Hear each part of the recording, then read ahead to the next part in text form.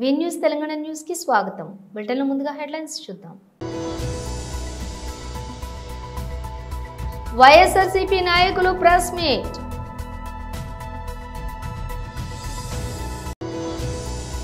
విధి నిర్వహణలో మరణించిన పోలీస్ వడ్ల శ్రీధర్ కుటుంబాన్ని ప్రభుత్వ పరంగా ఆదుకుంటాం.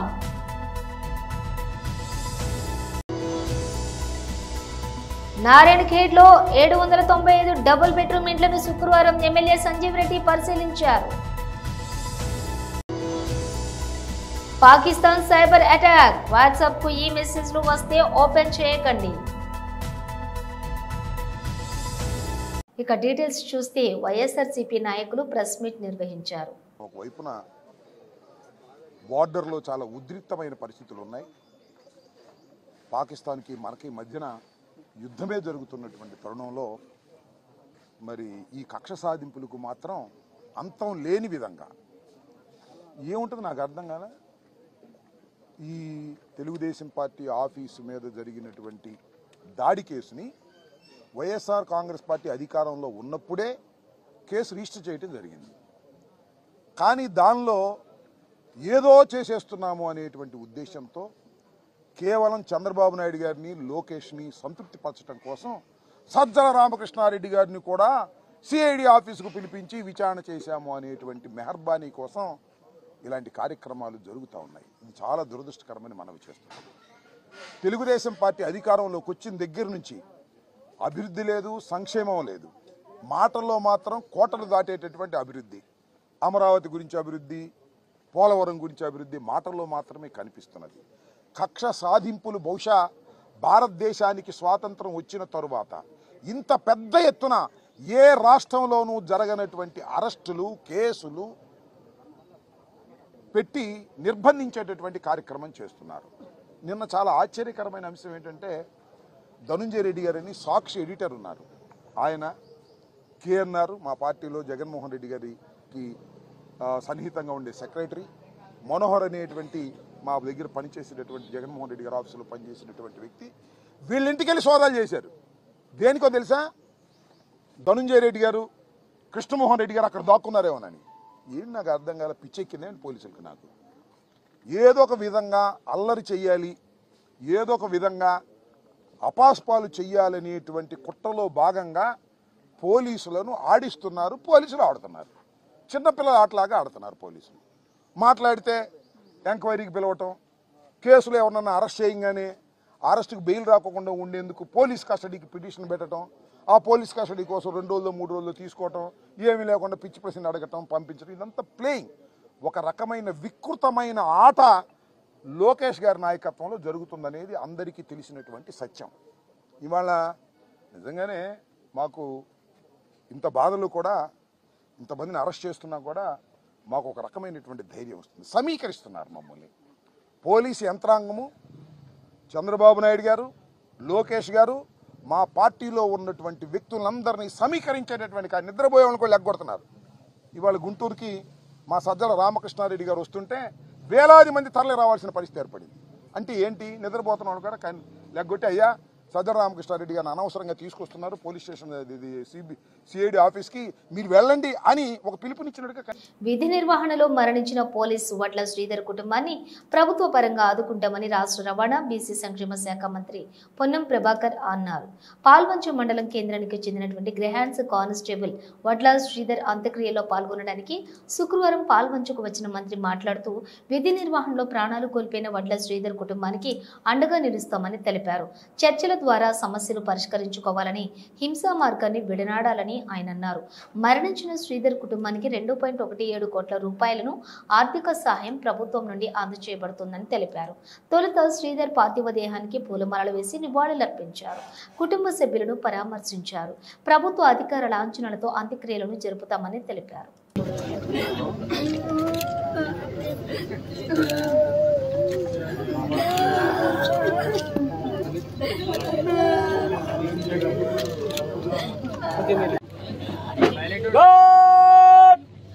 कंदे शस्त्र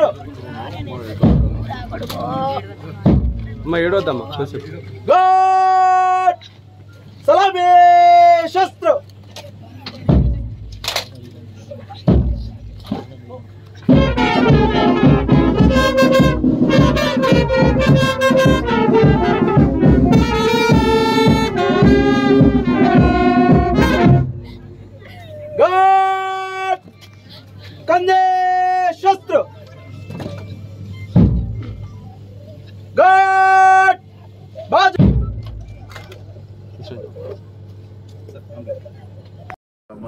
కానిస్టేబుల్ విధి నిర్వహణలో భాగంగా నిన్న ములుగు జిల్లాకు సంబంధించినటువంటి ఆ పోరాటం లోపల చనిపోవడం జరిగింది. ఆయన ఆత్మకు శాంతి చేకూరాలని ప్రభుత్వం తరఫున నివాళులు అర్పించడానికి ఇక్కడికి రావడం జరిగింది. అతని కుటుంబానికి సంఘీభావం తెలియజేస్తూ వారు ధైర్యంగా ఉండడానికి ప్రభుత్వం పక్షాన అన్ని రకాలుగా అండగా ఉంటాం అనే మాట చెప్పడానికి కొరకు ఇక్కడికి రావడం జరిగింది. 8 మాసాల క్రితమే వివాహమై కూడా విధి నిర్వహణలో క్రమశిక్షణతోటి పనిచేస్తూ అక్కడ జరుగుతున్నటువంటి అంశం లోపల మరి అక్కడ జరిగినటువంటి ఇన్సిడెంట్లో 3 పోలీసులు చనిపోవడం జరిగింది. అందులో వడ్ల శ్రీధర్ తన ప్రాణాలు కోల్పోవడం జరిగింది. ప్రభుత్వ పరంగా గౌరవ ముఖ్యమంత్రి గారి ఆదేశాల మేరకు మేము, అదేవిధంగా ప్రభుత్వ సలహాదారు షబీర్ అలీ గారు, పార్లమెంట్ సభ్యులు సురేష్ షెట్కార్ గారు, గౌరవ శాసనసభ్యులు మదన్ మోహన్ గారు, అదేవిధంగా జిల్లా కలెక్టర్ గారు, ఎస్పీ గారు అందరూ కూడా ఈరోజు ఆ కుటుంబానికి అండగా ఉంటామని, ఇటువంటి వాటిని సహించేది లేదనేటువంటి మాట చెప్పడం కొరకు రావడం జరిగింది. ప్రభుత్వం తరఫున ఇప్పటికే అన్ని వర్గాలకు సంబంధించి హింస తావుండదు, హింస ఏ అంశానికి కూడా పరిష్కారం కాదు, ఏదైనా చర్చలతో పరిష్కారం కావాలని నారాయణఖేడ్లోని 795 డబుల్ బెడ్రూమ్ ఇండ్లను శుక్రవారం ఎమ్మెల్యే సంజీవ్ రెడ్డి పరిశీలించారు. ఈ సందర్భంగా మిగిలి ఉన్న పనులు పూర్తి చేయాలని హౌసింగ్ అధికారులకు ఆదేశించారు. సంబంధిత కాంట్రాక్టర్లతో ఫోన్లో మాట్లాడి పనులు పూర్తి చేస్తే బిల్లులు అందించేలా కృషి చేస్తామని తెలిపారు. పనులు పూర్తయిన తర్వాత డబుల్ బెడ్రూమ్ ఇండ్లను అర్హులకు అందిస్తామని ఎమ్మెల్యే తెలిపారు. నారాయణఖేడ్ నియోజకవర్గానికి నూతనంగా 4250 ఇందిరమ్మ ఇండ్లు మంజూరు కావడం జరిగిందని తెలిపారు. అర్హులైన వారిని గుర్తించడం జరుగుతుందన్నారు. లబ్ధిదారులు 60 గజాలలో 400 స్క్వేర్ ఫీట్ల నుండి 600 స్క్వేర్ ఫీట్ల వరకు ఇండ్ల నిర్మాణాలు చేసుకోవచ్చని తెలిపారు. మొదలైనటువంటి పేదలైన అర్హులందరికీ ఇండ్లు నిర్మించేలా కాంగ్రెస్ ప్రభుత్వం కృషి చేస్తుందని తెలిపారు. ఆయన వెంట హౌసింగ్ అధికారులు, మున్సిపల్ అధికారులు, కాంగ్రెస్ నాయకులు పాల్గొన్నారు. ముఖ్యమంత్రి రేవంత్ రెడ్డి గారు, మా కాంగ్రెస్ ప్రభుత్వం, తర్వాత మా పొంగులేటి శ్రీనివాస్ రెడ్డి గారు గృహ నిర్మాణ శాఖ మంత్రి వారి ఆదేశాల మేరకు మీకు అందరికీ తెలుసు, ప్రతి గ్రామంలో కూడా ఇందిరమ్మ ఇండ్లను కట్టుకోవడం జరుగుతూ ఉంది. బీదోళ్ళందరూ 3500 ప్లస్ 20% అంటే 4280 ఇండ్లు మన నారాయణఖేడ్ నియోజకవర్గానికి మంజూరు కావడం జరిగింది. దాంట్లో ఫస్ట్ లిస్ట్లో అందరూ అర్హులు ఉన్నారు. ఇల్లు కట్టుకోవడానికి స్థలం ఉండి కట్టుకునేవారు ముందరికి వస్తే వారికి ఇల్లు సెలెక్ట్ బెనిఫిషరీని గుర్తించడం జరిగింది. తర్వాత ఎవరైతే స్థలం లేకుండా ఉన్నారో వాళ్ళకి సెకండ్ లిస్ట్లో పెట్టడం జరిగింది. వాళ్ళకు కూడా మళ్ళీ ఎక్కడైనా స్థలం చూసుకుంటే వాళ్ళకు కూడా ఇల్లు శాంక్షన్ చేయడం జరుగుతుంది. ఇది కాకుండా ఇంకా కొంతమంది ఫస్ట్, సెకండ్, థర్డ్ లిస్ట్లో కూడా మిస్ అయిన వాళ్ళు, ఇంకా ఎలిజిబుల్ ఉండి ఎక్కడన్నా మిస్ అయితే వాళ్ళు కూడా మళ్ళీ దరఖాస్తు చేసుకుంటే ఎండిఓకి, ఆ ఎండిఓ వాళ్ళు హౌసింగ్ వారి ద్వారా ఎంక్వైరీ చేయించి కలెక్టర్ లాగిన్లో నుండి మళ్ళీ వారికి కూడా శాంక్షన్ చేయాలని చెప్పేసి ప్రభుత్వ ఆదేశాలు ఉన్నాయి. అయితే స్పెసిఫికేషన్స్ ప్రకారం ప్రభుత్వం ఏదైతే మాకు ఇచ్చిందో మెజర్మెంట్స్ 60 గజాల లోపల plus 600 square feet, 400 square feet నుండి 600 స్క్వేర్ ఫీట్ల వరకు ఇల్లు కట్టుకునే విధంగా ఇందిరమ్మ ఇండ్లను ఏర్పాటు చేయడం జరిగింది. ఇక దీంట్లో డబుల్ బెడ్రూమ్ మన గురించి రిపేర్స్ గురించి మన గృహ నిర్మాణ శాఖ మంత్రి గతంలోనే 1 సంవత్సరం క్రితమే 6 కోట్ల రూపాయలు దీనికి శాంక్షన్ చేయడం జరిగింది. అయితే ఆ కాంట్రాక్టర్కు మరీ రిక్వెస్ట్ చేసి మళ్ళీ కంప్లీట్ చేయమని చెప్పడం జరిగింది. పాత కాంట్రాక్టర్స్కి వారికి జిఎస్టీ ఏదో అప్పటికి ఇప్పటికీ జిఎస్టీ పెరిగింది, మాకు పాత జిఎస్టీ కన్సిడర్ చేయాలని చెప్పేసి వాళ్ళు ముందుకు రాలేదు. వాళ్ళతో కూడా చర్చించి మళ్ళీ వారికి ఇంకా కొన్ని ఇన్ఫ్రాస్ట్రక్చర్ దాంట్లో కూడా వాళ్ళు చేసిన పనికి అప్పుడు డబ్బులు రాలేదు. తర్వాత ఇంకా వేరే వివిధ ఏవైతే మోటార్లు ఉన్నాయో బోర్ మోటార్లు వాళ్ళు వేసిన దానికి కూడా ఇంకా బిల్స్ రికార్డు కాలేదని చెప్పడం జరిగింది. అయినా సరే ఈ ప్రభుత్వం చిత్తశుద్ధితోనే బీదలకు ఇండ్లు కట్టియాలనే ఉద్దేశంతో చిత్తశుద్ధితో పనిచేస్తూ ఉంది. కాబట్టి దీనికి సపరేట్ బడ్జెట్ కూడా కేటాయించడం జరిగింది. ఇక్కడ కూడా దీనికి ఇన్ఫ్రాస్ట్రక్చర్ గురించి 1,60,00,000 రూపాయలు దీనికి కేటాయించడం జరిగింది. దాంట్లో బాగా ఈరోజు చూస్తే అసలు కొన్ని ఇండ్లు అయితే అసలు ఇంకా ఏమి ఇన్కంప్లీట్ ఉన్నాయి. మొత్తం అసలు పైప్ లైన్ సరే కానీ మన ఇది గిలావ్ కూడా చేయలేదు, ప్లాస్టరింగ్ కూడా ఇంకా కంప్లీట్ కాలేదు. తర్వాత కిటికీలు, విండోస్, డోర్స్ కూడా ఫిట్ కాలేదు. అట్లాంటివన్నీ మరి భద్రాద్రి కొత్తగూడెం జిల్లా చెర్ల మండలం కొత్తూరు గుట్టపోరు గ్రామంలోని 50 కుటుంబాలు మిషన్ భగీరథ త్రాగునీరు అందక గత 3 నెలల నుంచి త్రాగునీటి కోసం తీవ్ర ఇబ్బందులు పడుతున్నామని మహిళలు ఖాళీ బిందెలతో ప్రధాన రహదారిపై నిరసన వ్యక్తం చేశారు. మా గ్రామంలో 2 చేతి పంపులున్నాయని, అందులో ఒకటి పాడైపోయిందని, మరొక చేతి పంపు మాత్రమే పనిచేస్తుందని, ఒకటే బోరు ఉండటం వల్ల గ్రామస్తులు తీవ్ర ఇబ్బంది పడుతున్నామని అధికారుల దృష్టికి పలుమార్లు విన్నవించినప్పటికీ పట్టించుకున్న దాఖలాలు లేవని ఆవేదన వ్యక్తం చేశారు.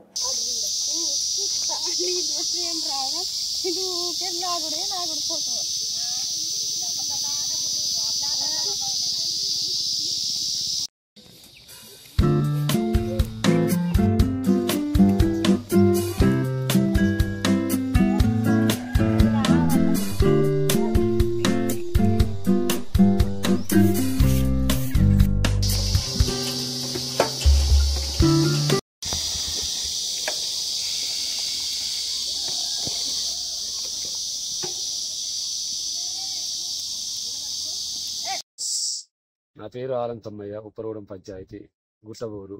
మాకు గత 3 నెలల నుండి వాటర్ రావట్లేదు. సర్పంచ్ ఉన్నప్పుడు మాత్రం వాటర్ ట్యాంక్ పెట్టి పంపించారు. రేవంత్ రెడ్డి ప్రభుత్వం వచ్చిన తర్వాత గ్రామాలకు మిషన్ భగీరథ నీళ్లు లేవు, ఏమీ లేవు. చాలా ప్రజలు ఇబ్బంది పడుతున్నారు. మాకు వెంటనే నీళ్లు ఆఫీసర్లు స్పందించి నీళ్లు ట్యాంకు ద్వారా పంపించగలరని కోరుతున్నాము. భద్రాద్రి కొత్తగూడెం, మాది చెర్ల మండలం, మా గ్రామం ఉప్పరగూడెం. మా గ్రామంలో నీళ్లు లేక ఎంత ఇబ్బంది పడుతున్నామో మాకు తెలుసు. ఎవరికన్నా ఆఫీసులతో పోయి చెప్పినా కానీ మా మాట ఎవరు పట్టించుకుంటా లేదు. 2-3 రోజులు బట్టి మేము ఆఫీస్ చుట్టూ తిరిగినా కానీ తాళాలు వేసుకొని వెళ్ళిపోతాం. కనీసం నీళ్లు లేవు, ఏం లేవని మేము వాటి రోజున రోడ్డుకి ఎక్కి వచ్చేసరికి సార్లు వచ్చి మీకు నీళ్ళు వస్తాయని అంటారు కానీ సార్ మాకు అదంతా గుర్తని నమ్మకం కుడతాను. నమస్తే అందరికీ, నాయకులకి అందరికీ నమస్కారం. మాది భద్రాద్రి కొత్తగూడెం జిల్లా చెర్ల మండలం ఉప్పరగూడెం పంచాయతీ సంధ్యారాణి. మాకు గత 3 నెలల కంచి నీళ్ళ ఇబ్బంది అవుతుంది. ఎంత మందిని అడిగినా కూడా ఎవరు కూడా ఇంత సాయం చేయట్లేదు, ముందుకు కూడా రావట్లేదు. అదిగో 5 గంటలు ఇస్తామంటాను.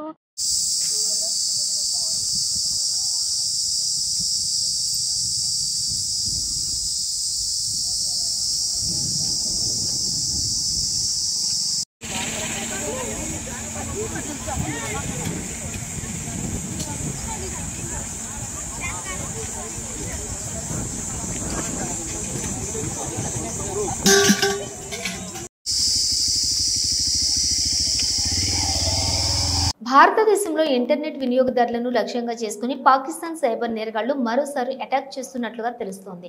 డాన్స్ ఆఫ్ ది హిల్లరీ అనే పేరుతో ఒక ప్రమాదకరమైన మాల్వేర్ను వ్యాప్తిలోకి తెచ్చి దేశ ప్రజల వ్యక్తిగత సమాచారం, బ్యాంకింగ్ వివరాలు తదితర సున్నితమైన డేటాను తస్కరించేందుకు ప్రయత్నిస్తున్నారని భారత సైబర్ నిపుణులు హెచ్చరిస్తున్నారు.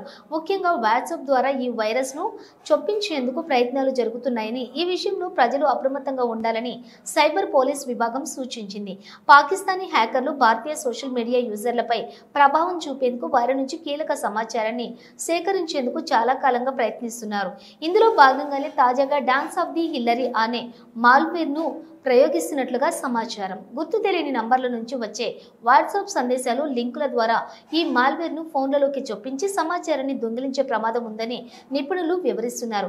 వాట్సాప్తో పాటుగా ఫేస్బుక్, ఈమెయిల్స్ ద్వారా కూడా ఈ వైరస్ను వ్యాపింపచేస్తున్నట్లు తెలుస్తోంది. ఈ dance of the Hillary malware ఫోన్లోకి ప్రవేశిస్తే తీవ్ర నష్టం వాటిల్లే అవకాశం ఉందని నిపుణులు చెబుతున్నారు. బ్యాంకింగ్ పాస్వర్డ్లు, క్రెడిట్ అండ్ డెబిట్ కార్డు వివరాలు, ఇతర వ్యక్తిగత సమాచారాన్ని దొంగిలించవచ్చునని వారు హెచ్చరించారు. ఫోన్లోని రహస్య ఫైళ్లను యాక్సెస్ చేసి వాటిని లీక్ చేసే ప్రమాదం కూడా ఉందని చెప్పారు. మొబైల్ ఫోన్లు కంప్యూటర్ల వేగాన్ని తగ్గించడం లేదా పూర్తిగా క్రాష్ చేయవచ్చునని తెలిపారు. మన పరికరాలను రిమోట్గా వారి ఆధీనంలోకి తీసుకుని దుర్వినియోగం చేయవచ్చని హెచ్చరించారు. భారత్, పాకిస్తాన్ల మధ్య సరిహద్దులో నెలకొన్న ఉద్రిక్తత పరిస్థితులు దేశీయ స్టాక్ మార్కెట్లపై తీవ్ర ప్రతికూల ప్రభావం చూపాయి. పాకిస్తాన్ దళాలు సరిహద్దు ప్రాంతాలపై దాడులకు పాల్పడడం, భారత సైన్యం వాటిని సమర్థంగా తిప్పికొట్టడంతో యుద్ధ భయాలు మరింత ముదిరాయి. ఈ పరిణామాల నేపథ్యంలోనే మదుపర్లు అమ్మకాలకు మొగ్గు చూపడంతో దేశీయ సూచీలు వరుసగా 2వ రోజు కూడా భారీ నష్టాలను చవిచూశాయి. దాదాపు అన్ని రంగాల షేర్లు అమ్మకాల ఒత్తిడికి లోనయ్యాయి. దీంతో సెన్సెక్స్ కీలకమైన 80,000 పాయింట్ల మార్కును కోల్పోగా నిఫ్టీ 24,000 పాయింట్ల సమీపంలో ముగిసింది. సరిహద్దు ఉద్రిక్తతల కారణంగా విమానయానం, పర్యాటకం, స్థిరాస్తి వంటి రంగాల షేర్లు అధికంగా నష్టపోయాయి. అయితే రక్షణ రంగం సంస్థల షేర్లలో కొనుగోళ్లు ఆసక్తి కనిపించింది. ముఖ్యంగా డ్రోన్ల తయారీ సంస్థ ఐడియా ఫోర్జ్ షేర్లు ఏకంగా 18% వరకు లాభపడ్డాయి. నిఫ్టీ మిడ్ మ్యాప్ సూచి దాదాపుగా స్థిరంగా ముగిశాయి.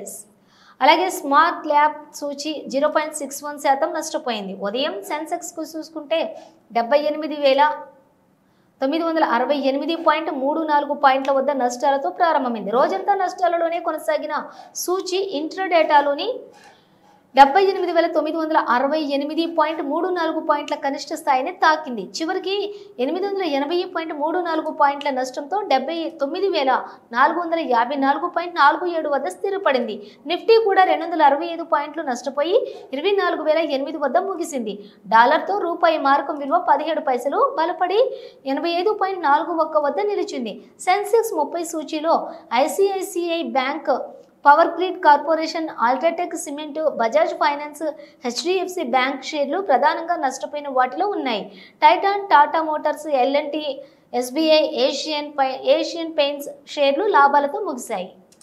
ప్రజల రక్షణ సురక్షితలో భాగంగా Nizamabad police commissioner P Sai Chaitanya ఆదేశాల మేరకు ఆర్మూర్ పట్టణంలోని రాజారాం నగర్ కాలనీలోని కమ్యూనిటీ కాంటాక్ట్ కార్యక్రమం నిర్వహించారు. ఈ కార్యక్రమంలోని ఆర్మూర్ ఏసీపీ వెంకటేశ్వరరెడ్డి పాల్గొని ప్రజలకు పలు సూచనలు చేశారు. ఎలాంటి సందర్భంలోనూ అసాంఘిక కార్యకలాపాలకు పాల్పడరాదని, రాత్రి సమయాలలో అనవసరంగా తిరగరాదని, ఈవ్టీజింగ్, మహిళలను వేధించడం లాంటివి చేయకూడదని, గంజాయి, మత్తు పదార్థాలకు దూరంగా ఉండాలని, ట్రాఫిక్ నియమాలను ఖచ్చితంగా పాటించాలని సూచించారు. బయటి రాష్ట్రాల నుండి, బయట దేశాల నుండి వచ్చిన వారిపై ప్రత్యేక శ్రద్ధ వహించి ఇళ్లను అద్దెకు ఇవ్వాలని, వారు ఎలాంటి నేరాలకు పాల్పడినా యజమానులపై కూడా కేసులు నమోదవుతాయని సూచించారు. దాదాపుగా 104 మంది పోలీసు అధికారులు మరియు సిబ్బంది పాల్గొని కమ్యూనిటీ కాంటాక్ట్ కార్యక్రమాన్ని విజయవంతం చేశారు. ఈ అసాంఘిక కార్యక్రమాలు చేయడం కానీ, గాంజా అమ్మటం కానీ, ఇలాంటి వేరే ఉన్నాయని తెలుసుకోవడానికి కోసం ఎర్లీ మార్నింగ్ వచ్చి చెక్ చేయడం జరిగింది. బయట నుంచి వచ్చి మీరు ఇళ్ళల్లో రెంట్ కొనేటోళ్ళు మీరు సరిగా వెరిఫై చేయకుండా కిరాయికి ఇస్తుంటారు, వాళ్ళని దొంగతనాలు చేస్తుండొచ్చు, మీకు తెలియదు. మీరు మంచి ఉద్దేశంతో కిరాయిలకు ఇచ్చుంటారు. వాళ్ళందరినీ చెక్ చేయాలనే ఉద్దేశంతో ఈరోజు ఈ కార్యక్రమం ఏర్పాటు చేయడం, మీకు రక్షణ కల్పించడానికి ఉద్దేశం తప్ప మిమ్మల్ని ఏదో పొద్దుగాల లేపి పోలీసులు ఇబ్బంది కావాలని కాదు. దీని ఉద్దేశం అర్థం చేసుకోండి. మీరందరూ పోలీసు కోఆపరేట్ చేయాలి. మీరు ఇక్కడ ప్రతి ఒక్కరు యువత ఇట్లా నైట్ టైంలో తిరిగి నెంబర్ ప్లేట్లు బయట వాళ్ళు వచ్చేసి తిరగడం, అన్ని దొంగతనాలు జరగడం అలాంటివి జరుగుతున్నాయి. అవన్నీ నిర్మూలించాలనే ఉద్దేశంతో ఈ ప్రోగ్రాం ఏర్పాటు జరిగింది. ప్రతి ఒక్కరు మీరు యువత ఇక్కడ ఎక్కువ మేము అబ్జర్వ్ చేసిందంటే సాయంత్రం టైంలో ప్రతిదీ డైల్ 100 పిల్లలు ఇట్లా తిరుగుతున్నారని మాకు ఫోన్ చేస్తున్నారు. మీరు హెల్మెట్ లేకుండా లేట్ అవర్స్లో తిరగడం అలాంటివి చేయకూడదు. దయచేసి పోలీసు వాళ్ళకు అందరికీ రూల్స్ పాటించాలి. మీరు ఇళ్లలో ఇచ్చే ప్రతి ఒక్కరు రెంట్కి ఇచ్చేటోళ్లకు ఖచ్చితంగా ఆధార్ కార్డు, బయట ఎవరున్నా అనుమానిత వ్యక్తులున్నా మాకు డైల్ 100 కానీ మాకు లోకల్ పోలీసు వాళ్ళకు కానీ తెలియజేయాలి. అదేవిధంగా మీరు ఇక్కడ ఇప్పుడు ఈ కమ్యూనిటీ వాళ్ళు సీసీ కెమెరా దొంగతనాలు బాగా జరుగుతుంది. సమ్మర్ కాబట్టి మీరు ఇంటికి ఇప్పుడైనా సమ్మర్లో వేకెన్సీస్కి వెళ్ళినా ఇంటికి తాళం వేసినా మాకు లోకల్ పోలీసు వాళ్ళకు చెప్తే నైట్ గస్తీ ఏర్పాటు చేయడం జరుగుతుంది. మనం దొంగతనాలు నిర్మూలించడం జరగవచ్చు. అదేవిధంగా ఇక్కడ మన ఈ కమ్యూనిటీలో ఇటు ఇంటీరియర్ ప్లేస్ ఉంది. మనకు సీసీ కెమెరాలు చాలా తక్కువ ఉన్నాయి. మీరందరూ కలిసి సీసీ కెమెరాలు మాకు కమ్యూనిటీ బాగా మీరందరూ కోఆపరేట్ చేసి మన ఈ ఏరియాలో సీసీ కెమెరాలు పెట్టుకుంటే దొంగతనాలు జరగకుండా ఉంటాయి. అందుకనే ఈ ప్రోగ్రాం చేయడం జరిగింది. దీనికి అందరికీ సహకరించేందుకు ధన్యవాదాలు. బులెటిన్ ముగించే ముందు హెడ్లైన్స్ మరోసారి. వైఎస్ఆర్సీపీ నాయకులు ప్రెస్ మీట్.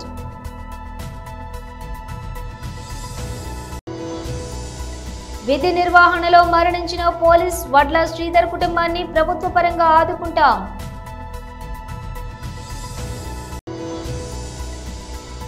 నారాయణఖేడ్లో 795 డబుల్ బెడ్రూమ్ ఇంట్లను శుక్రవారం ఎమ్మెల్యే సంజీవ్ రెడ్డి పరిశీలించారు. పాకిస్తాన్ సైబర్ అటాక్, వాట్సాప్ కు ఈ మెసేజ్లు వస్తే ఓపెన్ చేయకండి. ఇవి బులెటిన్ విశేషాలు. మరో బులెటిన్తో మళ్ళీ కలుద్దాం.